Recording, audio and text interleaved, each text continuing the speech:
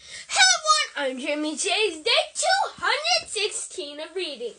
Today we're reading Harry Potter and the Goblet of Fire. Let's get started. We're on page 69. Oh, a fine way to spend 6 months, she shrieked. No wonder you didn't get more OWLs. All in all, the atmosphere was not very friendly as they took their departure. Mrs. Weasley was still glowering as she kissed Mr. Weasley on the cheek, though not nearly as much as the twins, who had each hoisted their rucksacks on their backs and walked out without a word to her. Well, have a lovely time, said Mrs. Weasley, and behave yourselves, she called after the twins' retreating backs, but they did not look back or answer. I'll send Bill, Charlie, and Percy along around midday, Mrs. Weasley said to Mr. Weasley as he, Harry, Ron, Hermione, and Ginny set off across the dark yard after Fred and George. It was chilly and the moon was still out. Only a dull, greenish tinge along the horizon to the right showed that daybreak was drawing closer. Harry, having been thinking about thousands of wizards speeding toward the Quidditch World Cup, sped up to walk with Mr. Weasley. So how does everyone get there without all the muggles noticing? He asked. Well, it's been a massive organizational problem, sighed Mr. Weasley. The trouble is, about 100,000 wizards turn up at the World Cup. And of course, we just haven't got a magical site big enough to accommodate them all.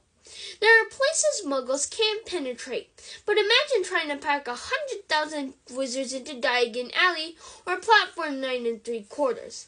So we had to find a nice deserted moor and set up as many anti-muggle precautions as possible. The whole ministry has been working on it for months. First of course, we have to stagger the arrivals. People with cheaper tickets have to arrive 2 weeks beforehand. A limited number use Muggle transport, but we can't have too many clogging up their buses and trains. Remember, wizards are coming from all around the world. Some apparate, of course, but we have to set up safe points for them to appear, well away from Muggles.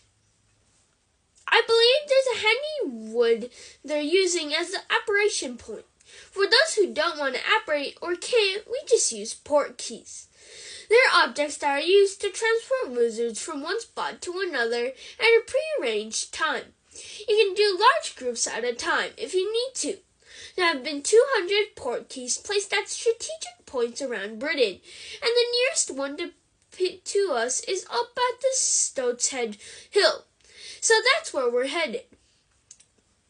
Mr. Weasley pointed ahead of them, where a large black mass rose beyond the village of Ottery St. Catchpole. What sort of objects are port keys? Said Harry curiously. Well, they could be anything, said Mr. Weasley. Unobtrusive things, obviously, so muggles don't go picking them up and playing with them. Stuff they'll just think it's litter.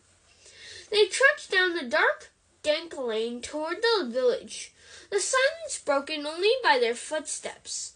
The sky lightened very slowly as they made their way toward the village, through the village, its inky blackness diluting to deepest blue. Harry's hands and feet were freezing. Mr. Weasley kept checking his watch. They didn't have breath to spare for talking as they began to climb Stoat's Head Hill, stumbling occasionally in hidden rabbit holes, slipping on thick black tufts of grass. Each breath Harry took was sharp in his chest, and his legs were starting to seize up when, at last, his feet found level ground. Whew! Panted Mr. Weasley, taking off his glasses and wiping them on his sweater. Well, we've made good time. We've got 10 minutes. Hermione came over the crest of the hill last, clutching a stitch in her side.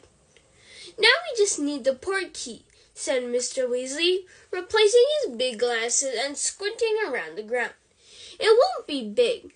Come on. They spread out, searching. They had only been at it for a couple of minutes, however, when a shout rent the still air. Over here, Arthur! Over here, son! We've got it! Two tall figures were silhouetted against the starry sky on the other side of the hilltop. "Amos!" said Mr. Weasley, smiling as he strode over to the man who had shouted. The rest of them followed. Mr. Weasley was shaking hands with a ruddy-faced wizard with a scrubby brown beard, who was holding a moldy-looking old boot in his other hand. "This is Amos Diggory, everyone," said Mr. Weasley. "He works for the Department of Regulation and Control of Magical Creatures. I think you know his son, Cedric." Cedric Diggory was an extremely handsome boy of around 17. He was captain and seeker of the Hufflepuff House Quidditch team at Hogwarts. "Hi," said Cedric, looking around the mall. Everybody said hi back except Fred and George, who merely nodded. They had never quite forgiven Cedric for beating their team, Gryffindor, in the first Quidditch match of the previous year. "Long walk, Arthur?" "Not too bad," said Mr. Weasley.